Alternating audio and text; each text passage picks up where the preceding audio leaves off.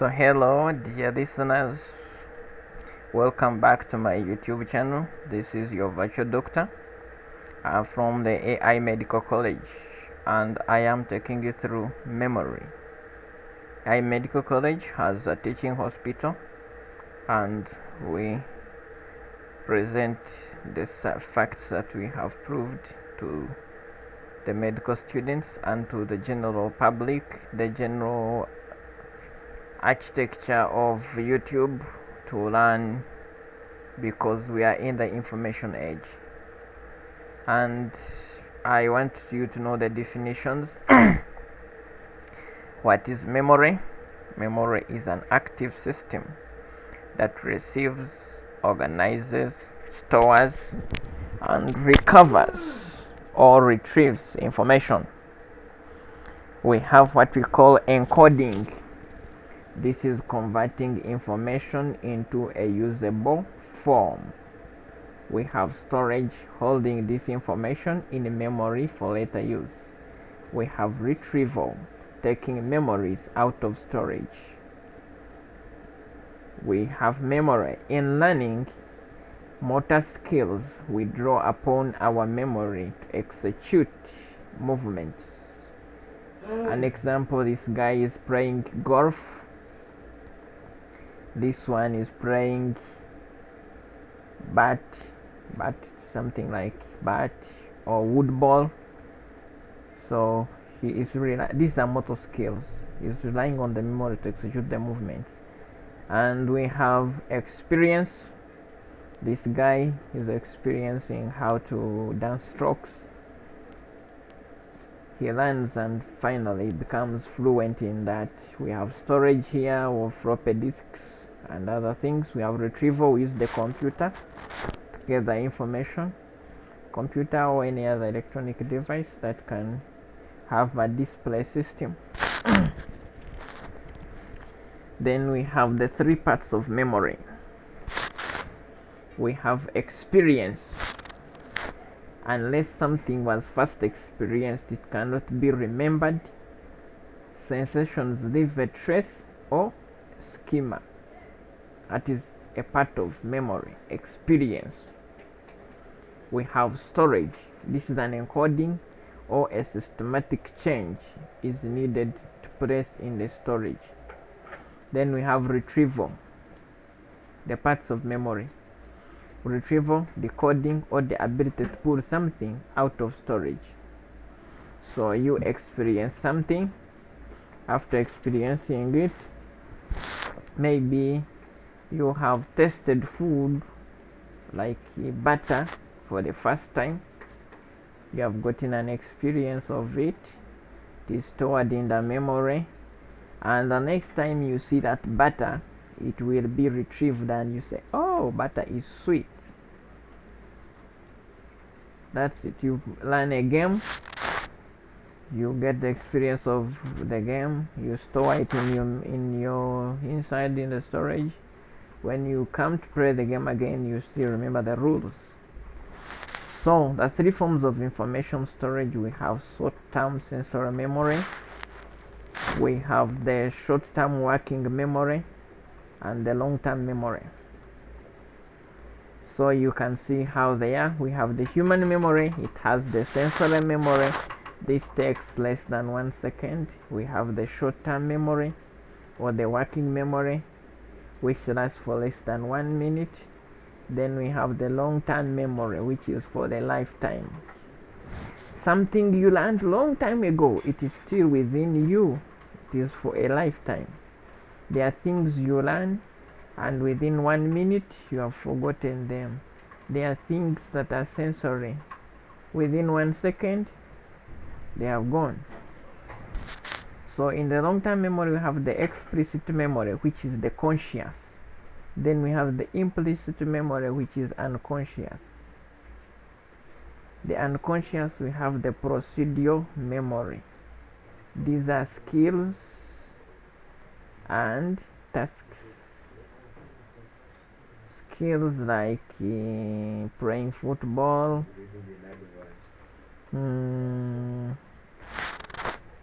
skills like mechanics,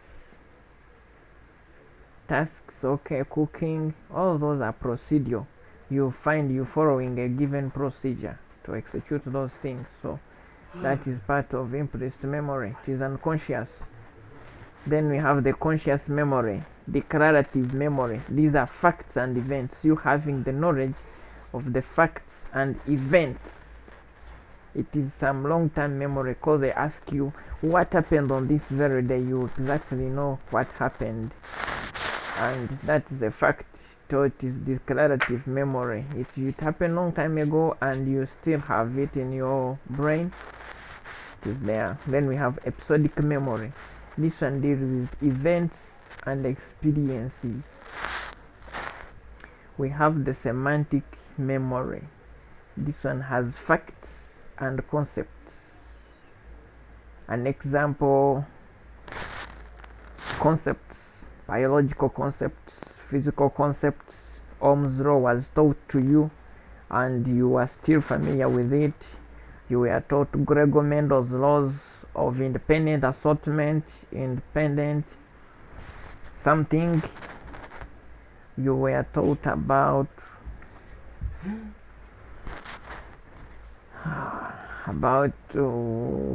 the concept of how photophosphoric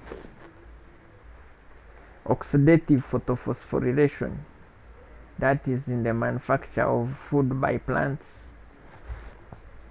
You were taught about how to draw the structure of hemoglobin, how to draw the structure of chlorophyll. It is a fact and it is a concept. How to define the founder effect in organisms. You were taught about C4 and C3 plants.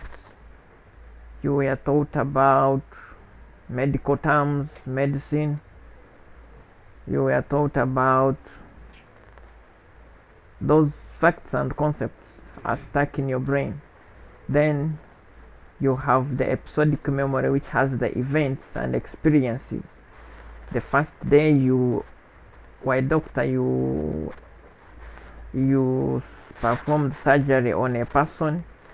You still remember the event, the experience, your first birthday, your first day at school. Those are in episodic memory.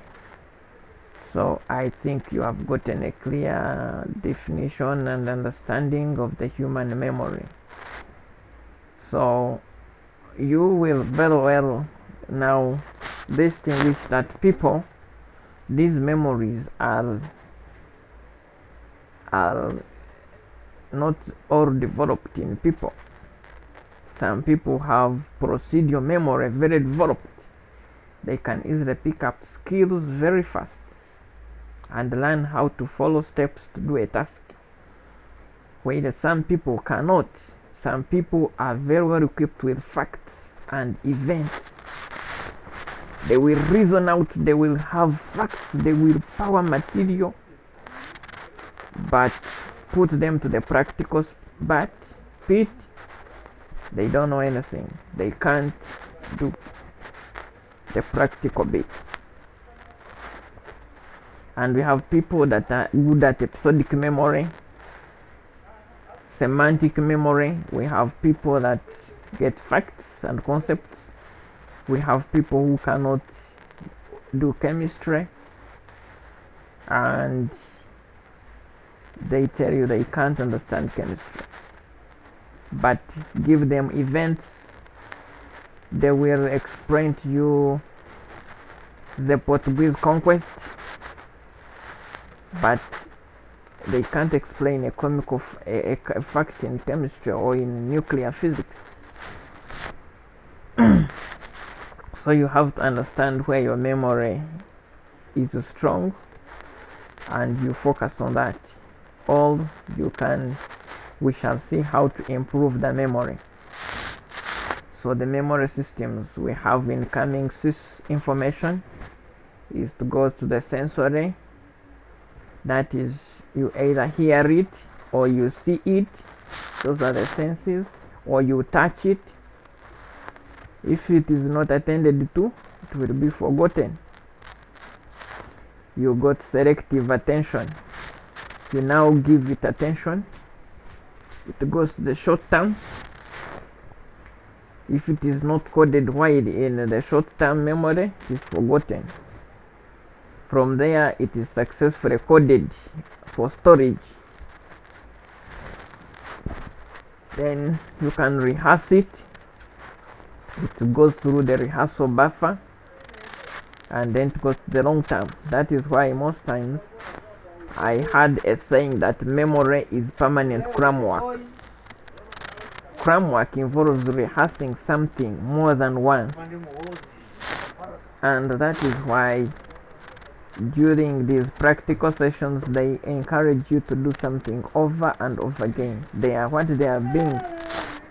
building your rehearsal buffer. The moment your rehearsal buffer increases, what you got is being coded for storage in the long-term memory. I think you get that. So those who have problem with recording information, you have to use the rehearsal buffer. When I was in my senior 6, I made sure I learned all the definitions in physics. And how did I do that? I would write them on a piece of paper. I go outside, I read them, I move to class, I try to write them, I again see those ones I've failed, I go back outside, I read them, I come to rewrite them. I was just doing rehearsal buffering. So this is a very good concept to store things in the long-term memory. You have to use rehearsal buffering. You get me? I hope you are getting used to this lecture because I'm teaching you how to learn things, and this method is very vital to the senior 6 people, advanced level, the medical students who always have a lot of things. So you have to do rehearsal buffering so that the things are in the long-term memory. And there are things that don't need long-term memory. You just find they have quickly become skills like mathematics. You don't need to store something in the long-term memory. Some mathematics just need you to understand concepts, and just store the concept. You have just stored something small, and you can store the information in form of acronyms. Yeah, the information, you break it down a long statement to acronyms, and you easily store it in the long term. Short term or sensory memory. This memory starts immediately upon encountering stimuli. It has unlimited capacity, and it lasts less than a second if they remove the stimuli. It is forgotten if it is not further processed. If it is processed, it goes to the short-term memory. So you think of something that has come to you, and immediately when it is withdrawn, you forget. It's like somebody reading to you an answer and you are not concentrating on it. Immediately it stops, the words will just move through the other ear. I think that's what they always mean, that they have told you something and it has gone through the other ear. You have stored it in the short-term sensory memory. Short-term memory, working memory. This one holds events from the recent past, and it lasts approximately 30 seconds. The outcome can be forgotten if there is a lot of information. If you rehearse it and you continuously put it in the memory, it will be processed into the long term. Yeah, you get me that. Then we have the long-term memory, and this one, anything past 60 seconds, it has unlimited capacity. The human brain has unlimited capacity. Think of when you were young. Have you ever found a day that you don't have space to store anything? No, you actually have unlimited capacity of the brain. So when some people say, my brain is full, I can't store anything, no, that is just your mindset, but your brain has unlimited capacity. Store information permanently. Without it, no complex movements.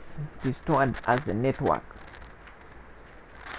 based on meaningfulness. It requires a choice. It is just you to make a choice. You get something and it will go in the long-term memory. You have limitation in ability to retrieve. Oh my god. You store this thing in the long-term memory, like you read a concept and you store it there, but when you reach in an exam, you are unable to retrieve because your retrieval time is, your access time is limited. So actually we have, it is unlimited capacity, but you will actually in the real term find that some people have limited capacities. This rain. And some people cannot retrieve, cannot remember. Some people say can cause you to sleep with your grandmother. We have long-term storage, the human memory. So you have known this. Long-term memory storage. I'm speaking in many words. Don't interrupt my lesson. We have expressed memory. Events we consciously remember or are aware we remember. So this long-term memory has an expressed memory which stores only the events. We have the declarative. That's where in events somebody will be remembering football match that he watched or a movie, but you give him to remember the facts, he will not. Declarative, general factual information. First president, facts, rules, relationships. Describe a concept or activity. This person will describe to you the theory of relativity as how it is. He will describe to you Mendel's laws of inheritance. Will describe to you Lamarck's theory. He will describe to you all those theories and concepts, but you tell him to talk about events that happened. Oh, it will be episodic memories, recall personal memories from our past. Some people will be recalling things that happened. Those are called episodic memories. Long-term memory, we see the explicit, those are the events. Implicit, remembering without awareness. Can't remember but can influence behavior. Procedure, memories of how to do things. Your ability to perform a task or employ a strategy. You understand and can do it. Automatic memories of how to do things. This thing is automatic. You don't need to even be aware of it. You find yourself doing it. Recall one step and it triggers the next steps. Result of practice and conditioning. Something like that. You don't need to think about it. If you are riding a bicycle, you just jump on it and everything will be bringing itself. Even driving a car, you have it, it is just becomes part of you. It is procedure. Long-term memory storage. Where is this long term? We have the hippocampus. This is the part of the limbic system that plays a key role in encoding and transferring new information into long-term memory. So, if your long-term memory if your hippocampus gets a problem, you forget about long-term memory. And you get what we call anterograde amnesia. Your inability to store new information. You will only remember the past, but no new things will go in your head. We have what we call retrograde amnesia. Inability to retrieve memories from the past. Here you become like a newborn child.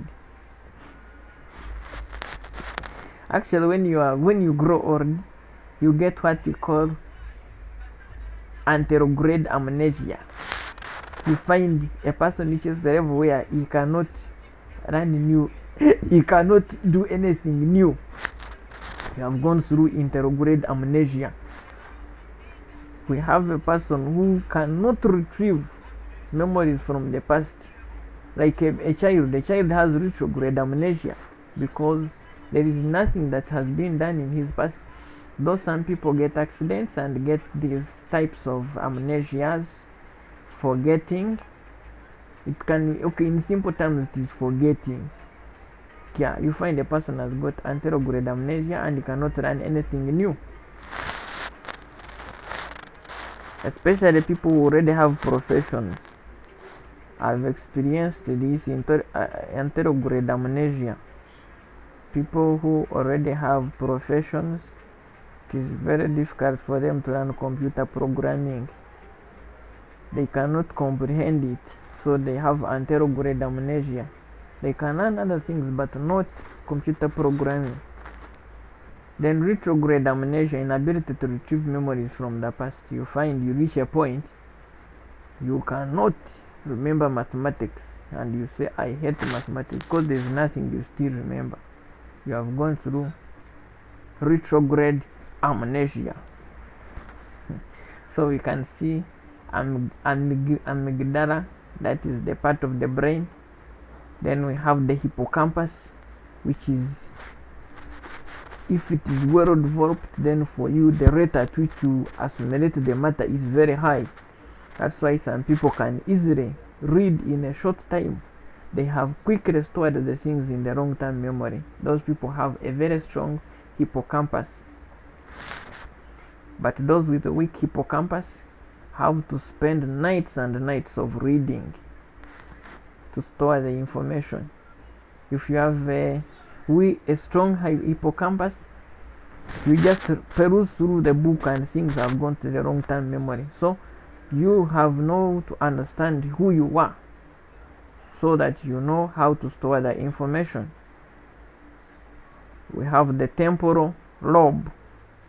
This one is where the temporary short-term memory is, and you see it is the outer thing. So if the information is encoded, it goes to the inner stuff of the amygdala, where the information is stored.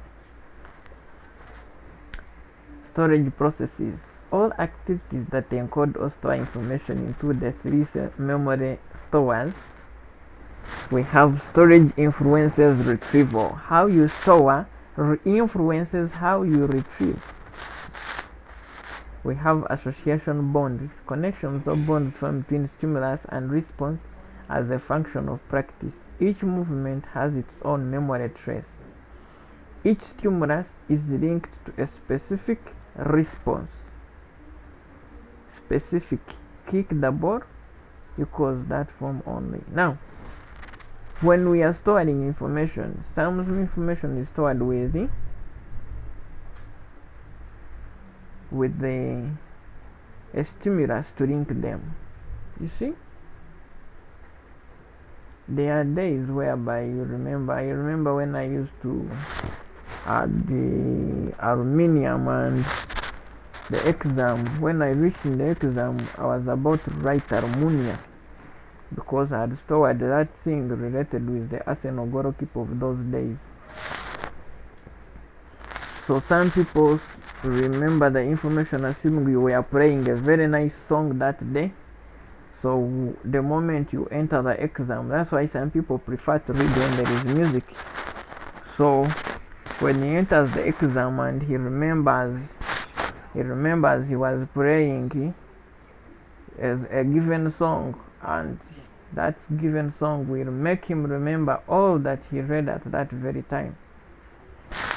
Or you have an acronym that makes you to remember. So that's the way how memory is stored. If you the way you store, determines how to retrieve.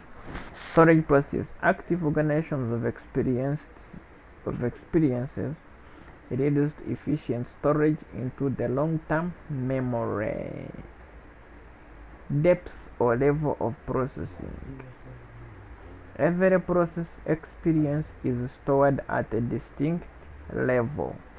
We have the superficial or shallow, not easily recalled. We have the deeper or efficient storage, easy retrieval. If they taught you something and you didn't go ahead to practice it, I remember in my O-level geography, the teacher taught us how to do the number of let me see, this geography number of map drawing cross section. He taught us that day. I explained it to other people like 5. That was, I was gaining deeper and efficient storage, and I rehearsed it. Of course, I was teaching others, meaning I was putting it, I was storing it, storing, retrieving.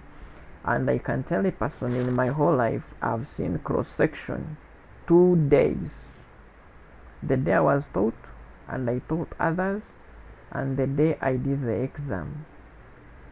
That is all. Storage processes, schema or rule formation. We either choose to store basing on rules or a given organization. Rules, mostly rules or schema. You have schema is some sort of organization with headings, with several factors or movement situations are determined or stored. Key elements provide rules on how to act. Yeah, you have rules. Football, if they do this, you do this. That is rule based something. Then we have, it reduces information load and provides efficient storage. It facilitates retrieval. It facilitates adaptation to new skills. When you store your information using rules in an organized way, it is easy to be retrieved. Why we choose how we store things. Recall, action is produced from memory. Recognition, this is a process of action, evaluation in context. Link with learned context. For example, speed ball. The ball can be dribbled, kicked, passed, trapped, or caught. Factors that affect retrieval. Encoding specificity.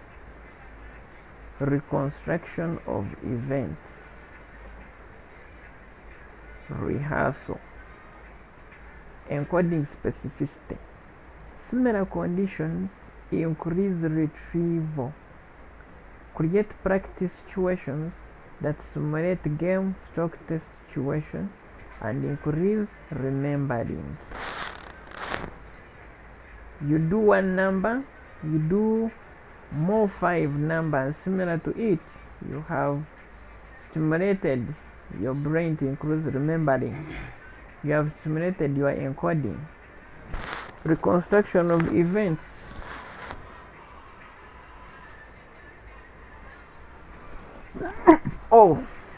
Reconstruction of events. Responses are formulated. Activities are used to generate an action are emphasized in practice. It allows for successful execution of actions in similar and novel situations. Factors that affect retrieval. We have another one is rehearsal. Elaborative rehearsal. Short-term information is linked with other items stored, more varied processing, more ways to retrieve info from long-term memory. Imagery, mental practice of physical skill, used to learn and better perform skills. You can use imagery. It may establish retrievable neuromuscular pathways. If you are storing something, you use an image to remember it. If you are remembering something like the TCP IP model, you use something like all people seem to need data processing. All people seem to need data processing. It's more like an image, but A represents something, application layer, people. All people seem to need data processing. P has something, it is physical layer. So you find I had used an image to learn about the Portuguese conquest, and I used to say some people, I should say, Vice President visited Rukungiri Roko to answer. So Vice President means Vasco da Gama visited the East African coast on his way to India in 1948.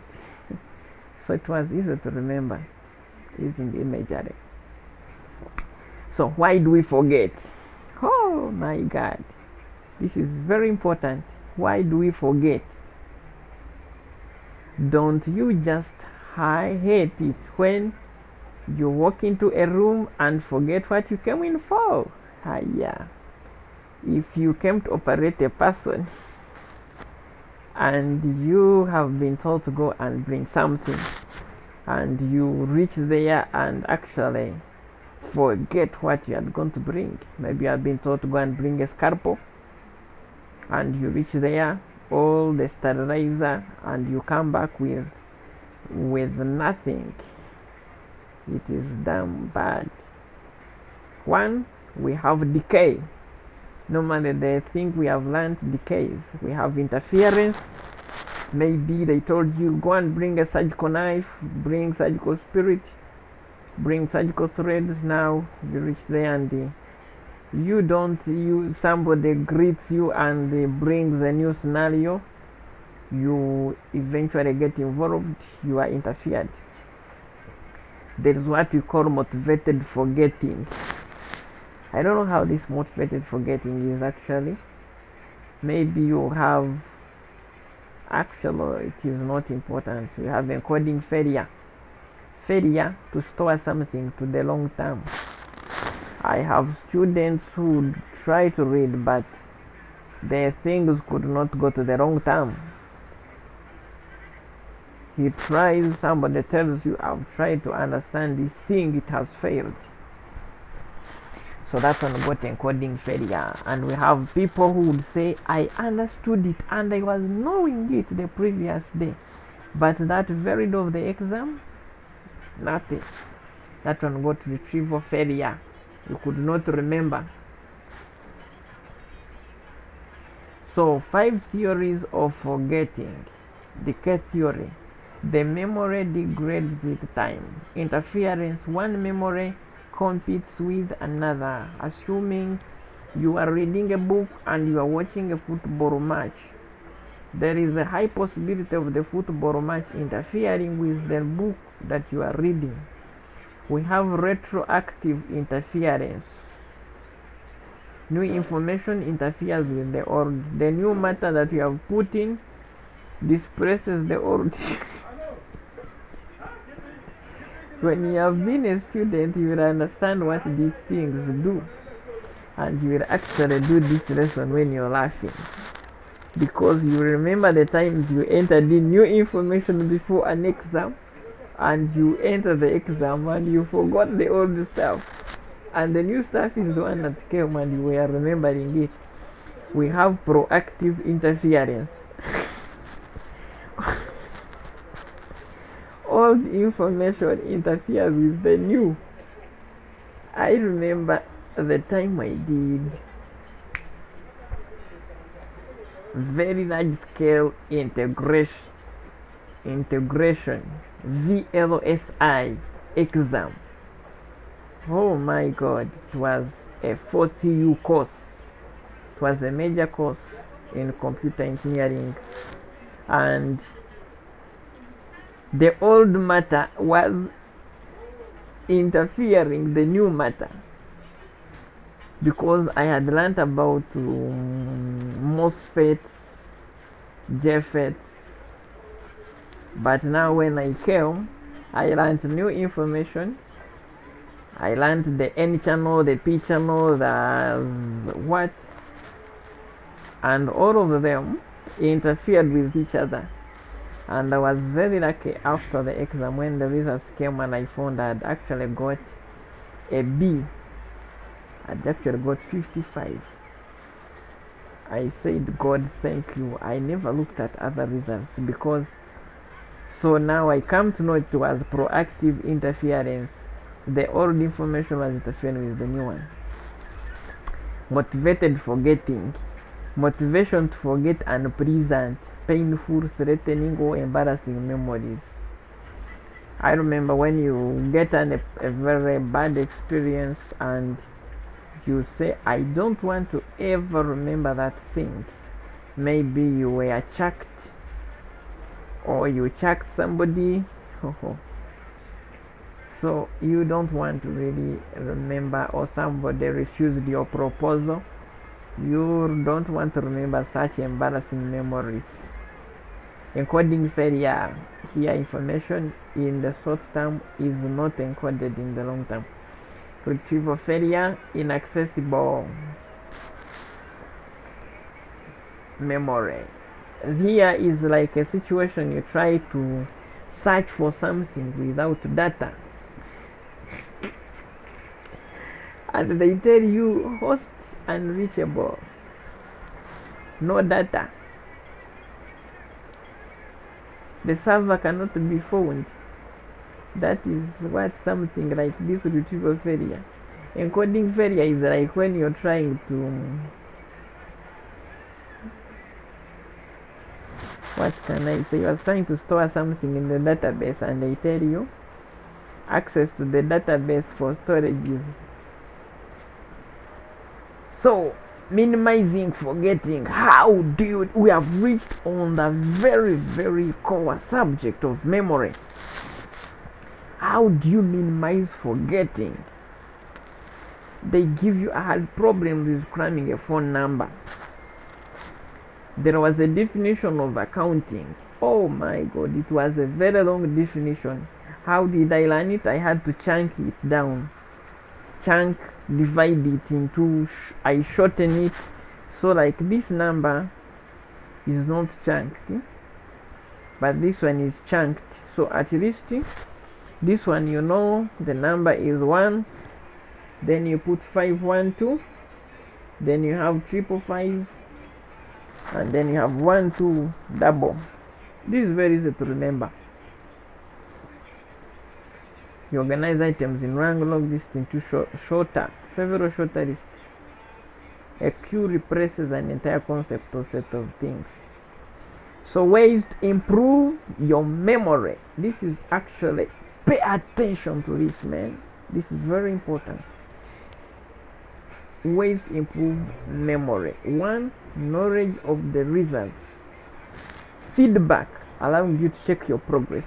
I wanted to learn all the definitions in physics. I used to know the longest definition, which is of an ampere.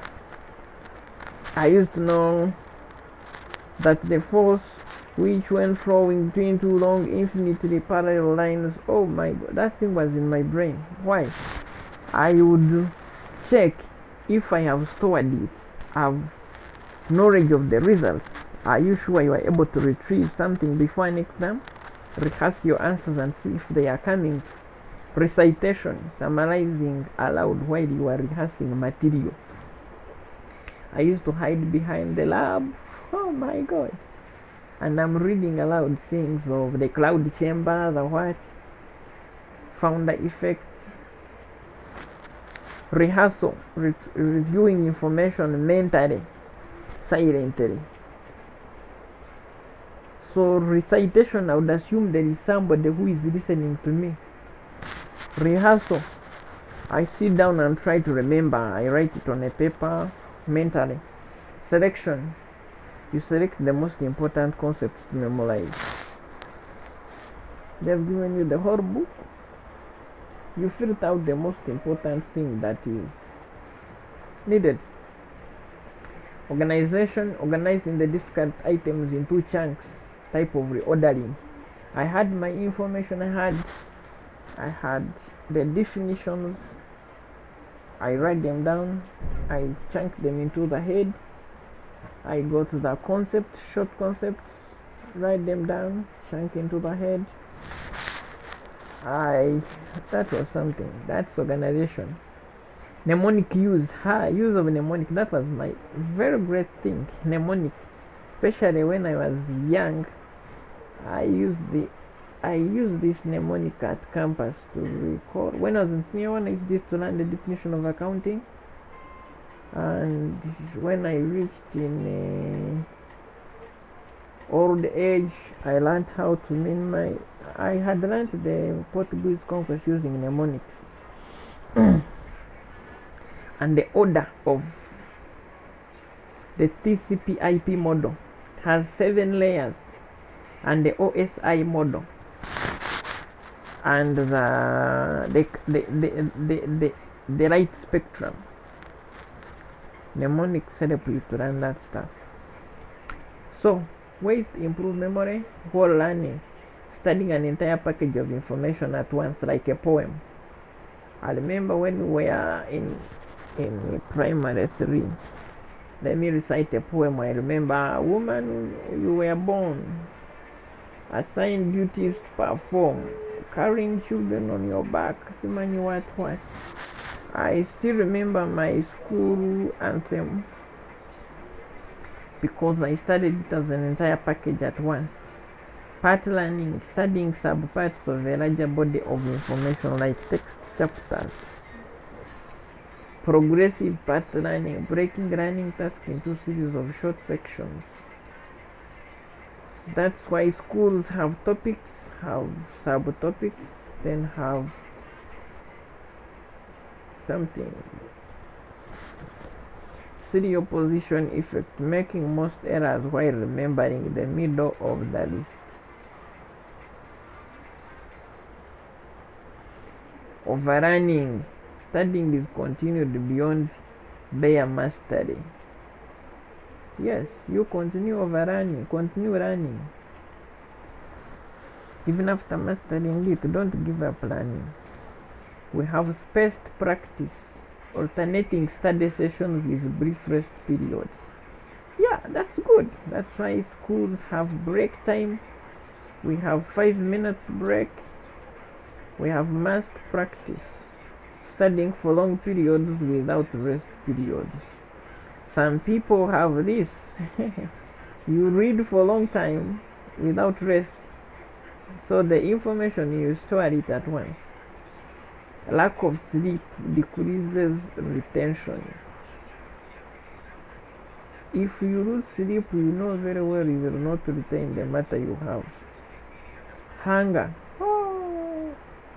Injera. Make sure you are satisfied. If you are to read, I used to have something called active transport. In active transport, you need to have a full stomach with food because you use a lot of energy. Cognitive interview used to improve memories of eyewitnesses. Important issues: all experiences once remembered provide building blocks for future learning. Each practice day improves the level of performance and allows one to begin at that higher level. That's it. You have done it. We have come to the end of our lesson, and I hope you have got the most important points here, and I got you guys will be super intelligent guys with very good long-term memories, with very good learning skills. Wish you the best. I remain your virtual doctor from AI Medical College.